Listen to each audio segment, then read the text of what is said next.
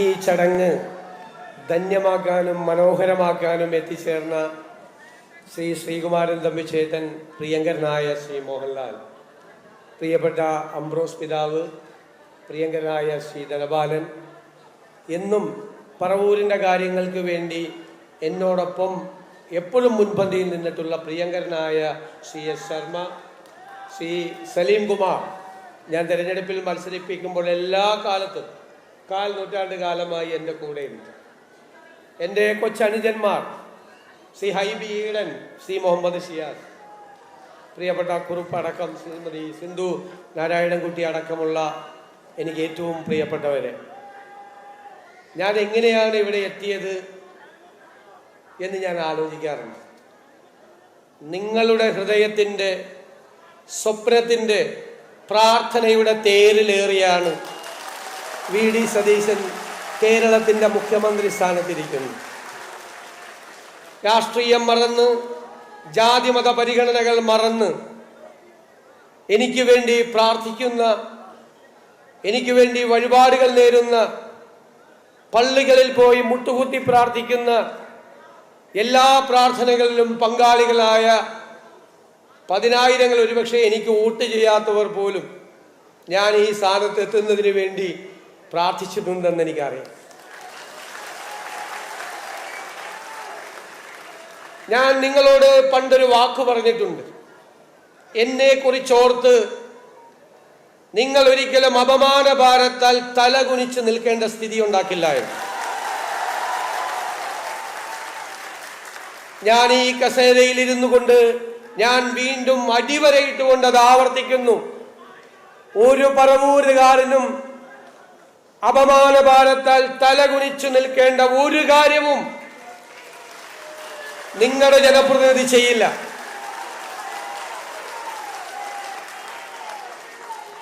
കേരളത്തിൽ ബഹുമാന്യനായ ശ്രീ മോഹൻലാൽ, ഞാൻ അദ്ദേഹത്തിന്റെ പ്രസംഗത്തിന്റെ ഓരോ വരികളും ശ്രദ്ധിക്കുകയായിരുന്നു.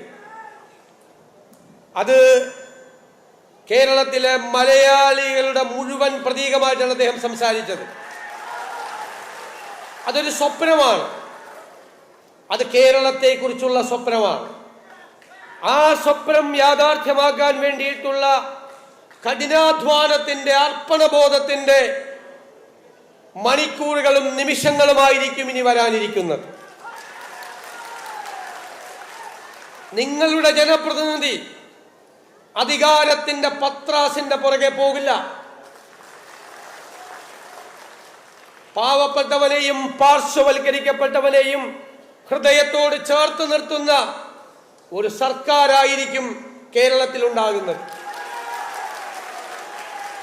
ഓരോ നടപടികളും പാവപ്പെട്ടവന്റെയും ഇടത്തരക്കാരന്റെയും ജീവിത നിലവാരം ഉയർത്തുന്നതിന് വേണ്ടിയിട്ടുള്ള നടപടിയായിരിക്കും.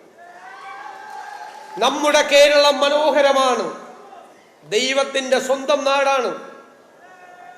അതിനെ ലോകത്തിന്റെ മുന്നിൽ ഷോക്കേസ് ചെയ്യുക എന്നത് നമ്മുടെ പ്രധാനപ്പെട്ട നടപടികളിൽ ഒന്നായിരിക്കും എന്ന് ഞാൻ ഉറപ്പു നൽകുന്നു. നമ്മുടെ ഈ മനോഹരമായ അറബിക്കടൽ, ഞാൻ പറഞ്ഞു നേരത്തെ, അദ്ദേഹം സിംഗപ്പൂരിനെ കുറിച്ചാണ് പറഞ്ഞത്. സിംഗപ്പൂരിന്റെ പ്രത്യേകത എന്താ? അതൊരു തുറമുഖ നഗരമാണ്. കേരളത്തെ ഒരു തുറമുഖ നഗരമാക്കി മാറ്റാനുള്ള കൃത്യമായ പദ്ധതികളുമായിട്ടാണ് ഈ സർക്കാർ നിൽക്കുന്നത്.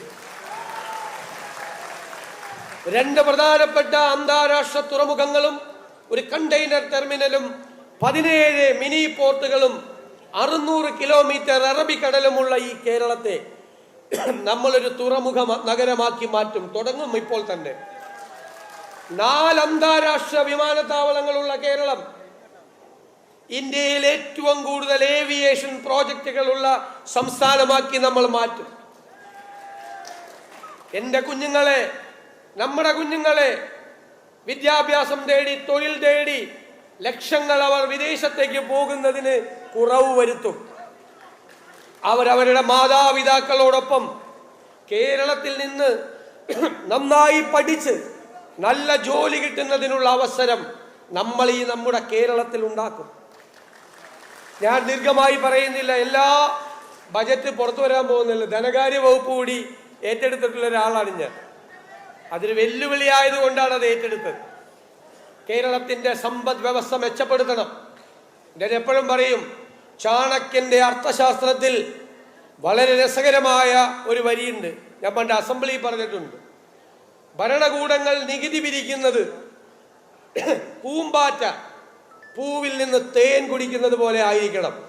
അറിയരുത്, പോലും അറിയാതെ, ജനങ്ങളെ ദ്രോഹിക്കാതെ, ജനങ്ങളെ പ്രയാസപ്പെടുത്താതെ നമ്മുടെ സമ്പദ് വ്യവസ്ഥയെ നമ്മൾ മെച്ചപ്പെടുത്തും. നമുക്കൊരുപാട് ലക്ഷ്യങ്ങളുണ്ട്. കേരളത്തിലെ ഏറ്റവും വലിയൊരു പദ്ധതി നമ്മൾ പ്രഖ്യാപിച്ചു. മുതിർന്ന പൗരന്മാർക്ക് പ്രത്യേകമായ മന്ത്രാലയം ഇന്ത്യയിൽ ആദ്യമായി ചെയ്യുന്നതാണ്. ഒരു സമൂഹം എങ്ങനെയാണ് പരിഷ്കൃതമാണ് എന്ന് കരുതുന്നത്, ആ സമൂഹം അതിലെ മുതിർന്നവരെ എങ്ങനെ അവരോട് പെരുമാറുന്നു എന്നതാണ്. ഇന്ത്യയിൽ ഏറ്റവും പരിഷ്കൃത സമൂഹമാക്കി മുതിർന്നവരെ ആദരിക്കുന്ന, അവരെ ശ്രദ്ധിക്കുന്ന, കുഞ്ഞുങ്ങളെ പോലെ ശ്രദ്ധിക്കുന്നവരാക്കി ഞങ്ങൾ മാറ്റും. ഒരു സംശയവും വേണ്ട. വരാനിരിക്കുന്ന തലമുറകൾക്ക് പ്രതീക്ഷകൾ നൽകുന്ന, സ്വപ്നങ്ങൾ ഉണ്ടാകുന്ന ഒരു കേരളം നമുക്കുണ്ടാക്കണം. ഒറ്റയ്ക്ക് കഴിയില്ല ഒന്നിനും. നമുക്ക് ടീമാവണം, ഒരു ടീം ബിൽഡ് ചെയ്യണം. കേരളത്തിൽ എല്ലാവരും ഒരുമിച്ച് നിന്നുകൊണ്ട്, എല്ലാവരെയും ചേർത്ത് പിടിച്ചുകൊണ്ട്, ഞാൻ എപ്പോഴും ആഗ്രഹിക്കുന്ന എൻ്റെ ഒരു കേരളമുണ്ട്. ജാതി മത ചിന്തകളില്ലാതെ എല്ലാവരും സാഹോദര്യത്തോടു കൂടി നിൽക്കുന്ന കേരളം. ഈ രാജ്യത്തോട് ഉറക്ക വിളിച്ചു പറയാൻ പറ്റണം, എൻ്റെ കേരളം, നമ്മുടെ കേരളം മതേതര കേരളമാണ് എന്ന്.